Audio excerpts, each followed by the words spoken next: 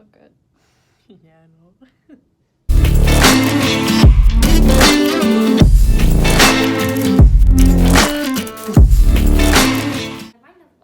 How's my hair? Yeah. Can you give me a pillow from my Thanks. I'm old. Okay, shall we? Wonderful, ladies. You can start. Okay, so today we're having an interview with Antonella. She is co-founder of skincare brand Milanesi. It's an Italian luxury segment skincare brand, and so we're gonna talk about your business, about ups and downs, budgets, investments, and all of it. So keep watching the interview to find out everything you need. Can you please tell us a bit, how did you start? How did you went through all the registrations, trademarks, and later on, how did you find investment for your skincare brand? Hi everyone. So yes, well, we started now, this is the third year. So we launched the product in 2019 on February. But yeah, we had 2 years before where we started like with all the process of everything, and it was a very long process because at first, yeah, we didn't know about how to start a company, because the truth is that it was the first time for us. So we started like, yeah, like getting information from the internet, talking to people, and what we first did was, of course, regarding like all the production and everything, we started looking for the different companies with which we should work. But then regarding the legislation, the legal and everything, we went to the Camera di Commercio, where we did we opened the SRL, that is the type of company that we chose. We chose to start that one because now there's a simpler one that is called SRLS, that is a simplified version. But the problem with this one is that when you go to buy the materials, to buy everything, the other companies, they look at you like you're not so like big company, and they don't trust you, because that is a very important issue. I mean, the one of trust, because when you're very small, when you're like young, the companies, they don't trust you, so they don't want to give you like the I don't know, the materials. They don't. Yeah, or they maybe don't want to place an order because it's not exactly as big as the others. Exactly. You have to start with giving 10,000 euros in advance, because it's like the starting of an SRL. It's like the capitale sociale. Minimum capital. Yeah, exactly. And then, well, you start with the deposit of the brand. If you want like to, it depends on where you want to go. For example, we started depositing our brand only in Europe, but then we started spreading. But then you can do it like after you start with selling, because you are not going to do the deposit in like the whole world, because maybe it will cost you like a lot of money. So in that case, we went with an agency, because the truth is that you need to go to an agency that they do specifically that work, that it's trademarks. So then we did that as a next step, as a second step. Okay. And I know that skincare requires also like a certain budget, because you can't order just like one sample from the lab. You also have to pay for the research of the formulations. So how did you manage to find investments? Like, did you have your own, or you had to find external people also to help you out with that? Well, we started with some money of our own, and then we also went to the bank.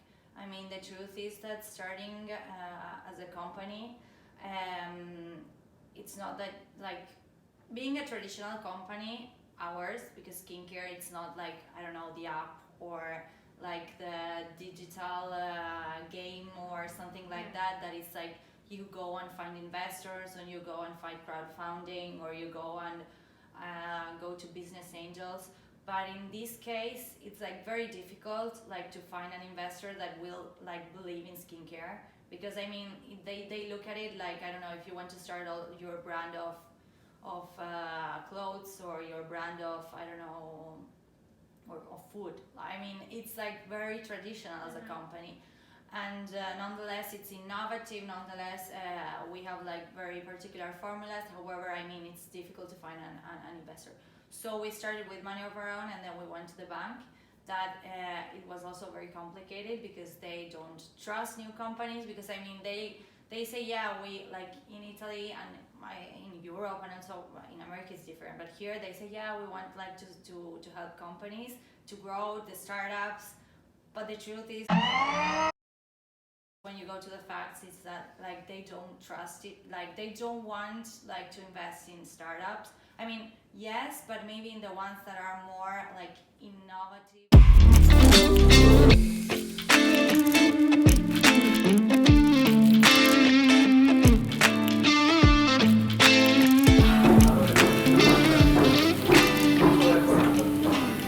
You have to put also this one on your neck and your décolleté. Yeah, never forget your neck. And Yeah. décolletage. Yeah. Also put some on my ears, like when I moisturize. I do that and like on the back of my neck. You never know. Everything gets Yeah, pH, yeah. you You're know. right. You're right.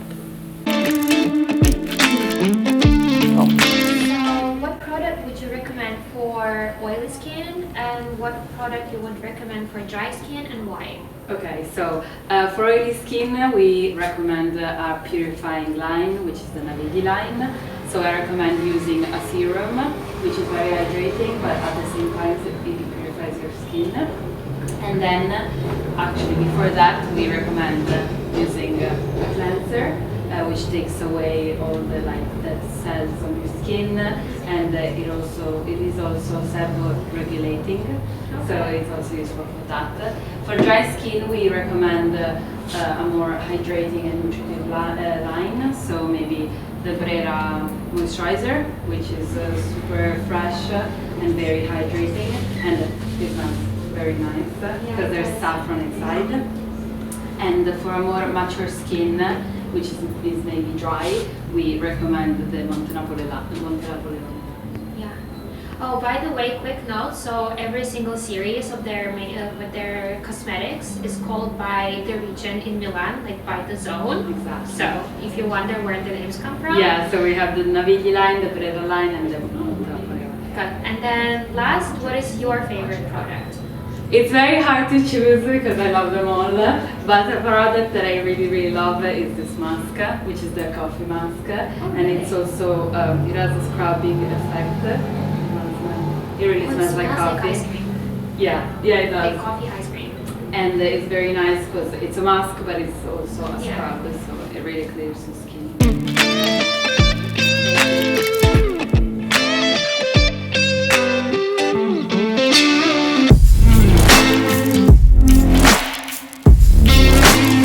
Go through like a specific program to get the investment from the bank, or you just ask like regular business for a loan? We are an innovative startup. That means that we have to invest the 25% or 20%, I don't remember, of all the total investment in research and development.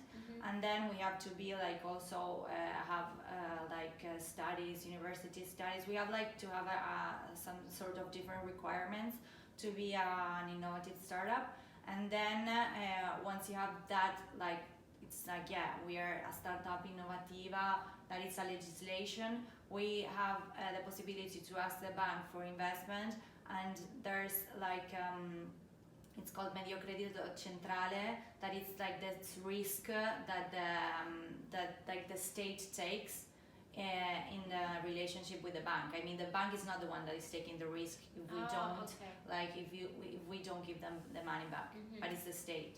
So it's basically you went through some kind of like a government funding. Yeah, at the end. exactly. Okay. Yeah, it's like more or less like a government funding, but we have to give it back. I mean, Yeah. it's not. Yeah, of course.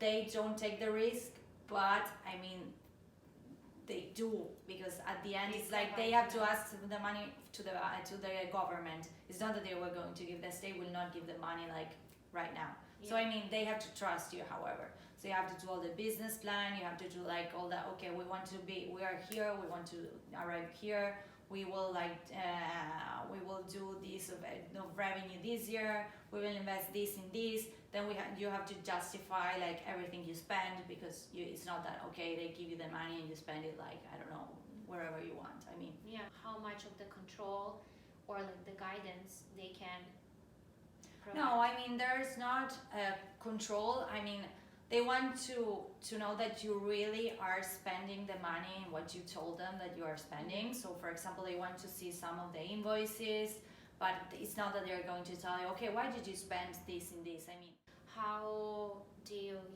how much like percentagely, like in percentage speaking, would you divide money, meaning like on the like maybe legal and like legislation operations, on PR and marketing, on packaging, on actual product production, like, so how did you decide what goes where, like the calculations, and also how many costs that were not expected came your way, and what did you do with that? well, I mean, the percentages, like now for us, like it's the beginning. So of course that if we think of the percentage, like the most of it would be like going on production and on the formulas and on investing on research and development. Then of course percentage that would be like of 20-30% in marketing, because as we know, like skincare, it's like we need a lot of marketing, like to get to know the product, because it's not enough to say, okay, we have an excellent product, because you need to like spread the word. So it's very very complicated to do it without money. So I mean, yeah, we like put some of the part to that, and then of course to all the legal and all maybe the bureaucratic, or maybe also the platform, like the like all the for example, I don't know, the website and everything. It will be like other like 20% maybe, like all the structural costs maybe, like to say. And so yeah, I think that would be it. Like I think that now 50% would be on the production and research and everything, and the other like 30% in marketing, and the other 20% in all the structural costs. Going to production and actually like the cycle of your products. So how much time does it usually take you to develop a new formulation, like with the whole research, whatever, and then to actually make it produce? Also, how do you pick the producers? Like, what was your journey with that? Well, I did a master in cosmetology, so I mean, I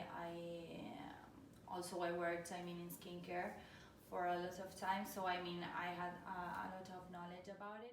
A lab that like works on products, and we chose it especially because this one was the only one of the few in Italy that has the natural certifications that we wanted. So like we did a lot of research, like choosing our producer, and regarding, I mean, how much time like it takes to produce it. Minimum 6 months. So once you have the formula, that maybe it would take like 2 months, for example, then you need to test it. There are a lot of tests that you need to do, like ocular test, BAT test, dermatological test. A lot of them, like that they take more or less, like, and also the stability test, because for example, once you do a moisturizer, then you have to put it like 3 months minimum, like 2, 3 or 4 months, like in different temperatures, because for example, a product can travel from 50 degrees to -2 degrees to, so we have to test like it's okay in every temperature. And then of course also the packaging test, because you have to test also the formula in the packaging that will be, because maybe you test the formula, I don't know, if in a glass bottle, but then you're going to do with plastic, so it's not the same. We don't use plastic, but however, it was like the example. Yes. So yeah, more or less, I think that it's 6 months to 8 months.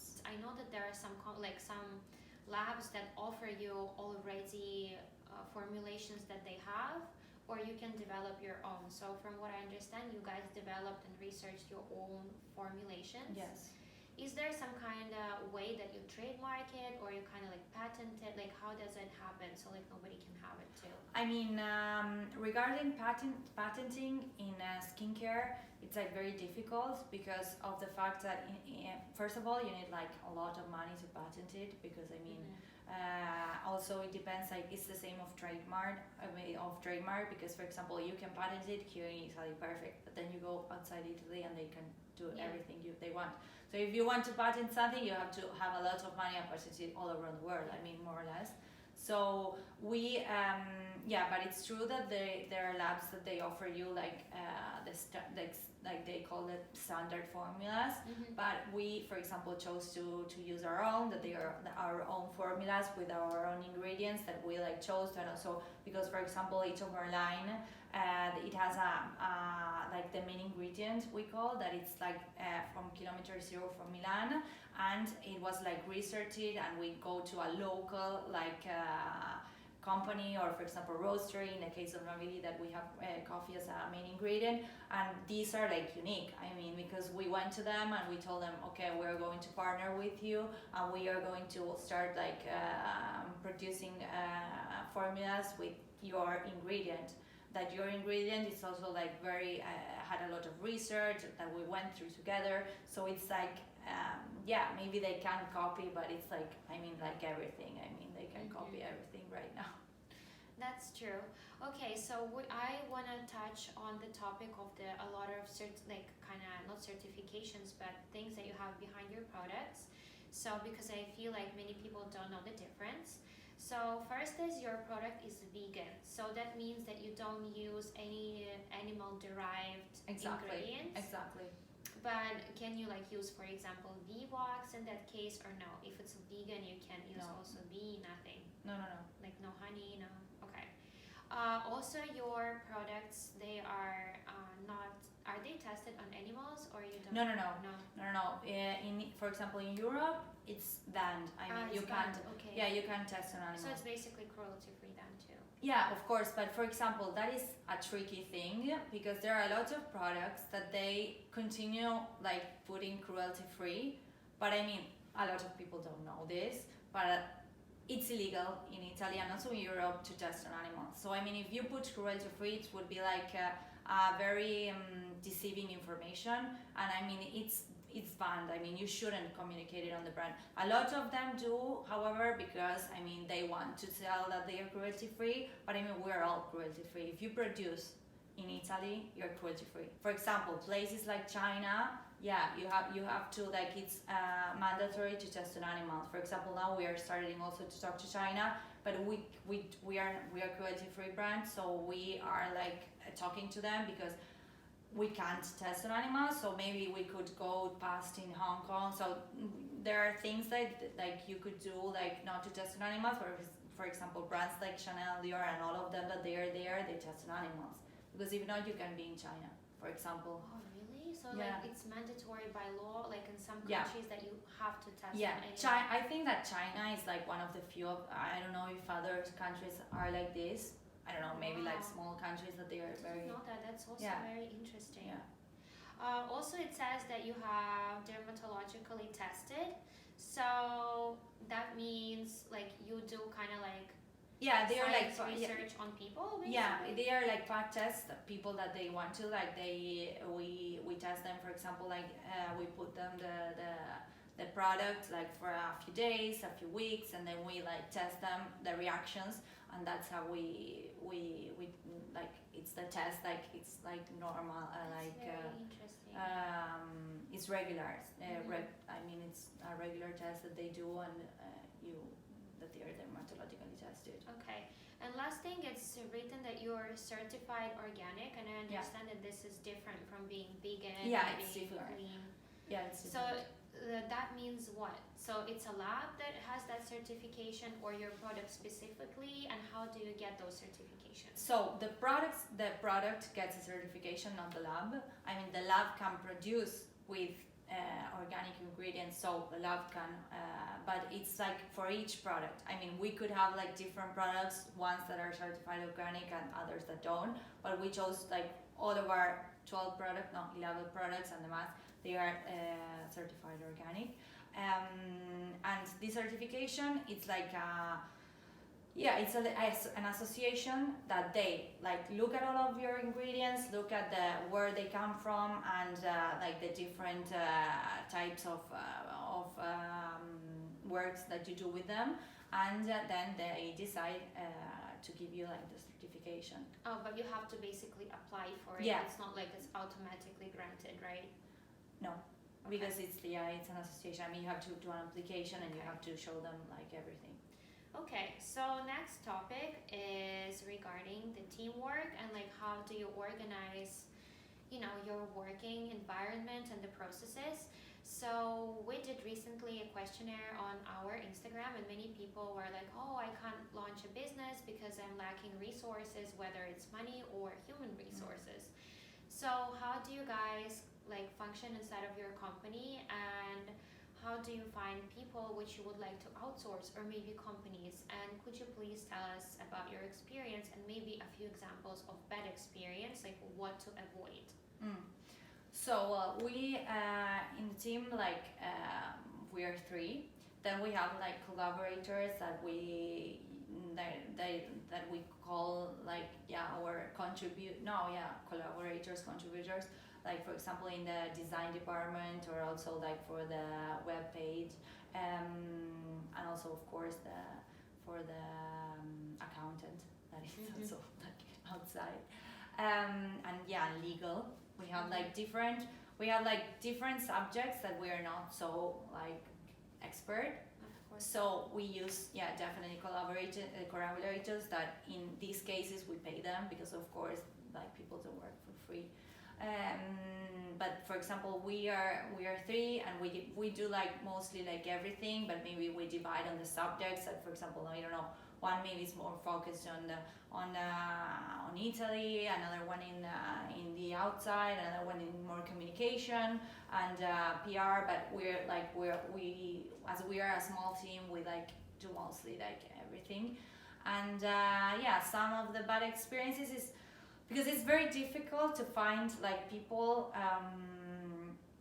to work with online. It depends. I think that there's no like key or like perfect recipe. I think that it's very important also like maybe networking, because if you like start okay, maybe I'm needing something, I don't know, a lawyer or someone, and you have someone that worked with him or her, they will give you like some of the feedbacks that it would be better than looking online. What qualities would you suggest for our like readers, watchers, whomever, to look for when you hire people for outsource, like for you personally, like when you hire a person to work with you for a short time or a long time, what qualities you want them to have first and foremost, that you're like, if you don't have this, you're not part of our team? I think that because we are like a very small company, we need people that want to like work not only for the money, but because they have passion. And it's not something like very, I mean, it would be like something obvious to tell, but it's not so obvious, because there are a lot of people that they don't work because they have passion, or because they want like to look at the bigger picture, but because they, I don't know, I want to do this work because of the money, or because it helped me to arrive this, but not because of the benefit of the brand, but because of the benefit of the individual person. So I think that is very important. I mean, to look at we're not talking about the individual, we're talking about taking like a brand, like and getting it like big. So I mean, Maybe a few tips from you regarding from the like looking back to the previous experiences. If somebody starts a new brand now, when you go into marketing area, like what would you suggest them do, and what to avoid maybe, because maybe you have had weird experiences, or maybe you have spent money on the agencies that are not necessarily like working well. So what would you tell them to do, like if they were just to begin? I mean, regarding the branding, I mean, we first started like talking to agencies, because we said, like what do we do with the branding, the logo and everything. And the truth is, if is that if you find someone like a freelancer or someone that really loves to do what they do, and and they can express what you think, that will be like the best thing in the world. Because if you go to an agency, like they will give you, because you're a small company, so the agency will give you to who? To the work that is to the intern. They will not give you like the graphic like director or the CEO. They will give you the truth, because if you start with a lot of money, okay, it's one thing. But if you start like with a small budget, like they won't give you to the most important person. They will give you to the intern. So you will overpay like a work of an intern. Not to offend anyone, Yeah, and then but the it's intern like, won't even get that money, so... yeah, that's the problem. Because if you're overpaying an intern, that would be great if he's like perfect. But if you're overpaying an agency, only to pay them their offices, okay, but no. So I think that the first thing, it's like not to go to an agency. Sorry if people that are hearing me are from agencies, but like from our experience, they told us, yeah, you should like do this, do that, and they gave us like 20,000 euros of work, of branding and things that you say, what? So of course, if you don't know anything about marketing or anything about branding, but however, I wouldn't like you will overpay like 100% what you're receiving. So if you're talking about branding, I wouldn't go to an agency. And also, for example, another thing, for a website, look for a developer or something like that. Don't go to an agency also. Okay, and regarding maybe like influencer and like social media marketing, would you have any tips?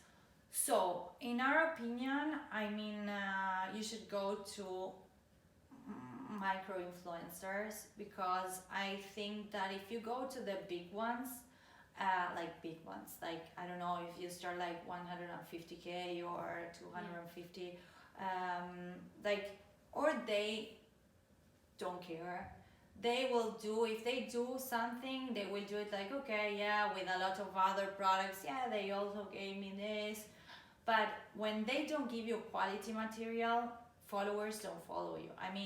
If you see if you're talking about, okay, the big one that has like, I don't know, 1 million, 2 million, 7 million, it's one thing. But if you go to one that has like 250, 300, that maybe they have a lot of fake ones, and the ones that they follow, they follow her or him, but they are not going to follow your brand because they put like only one post. Like, that's what we experience.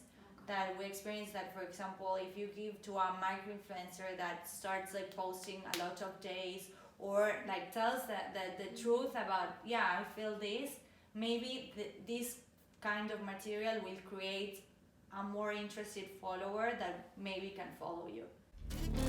Well said.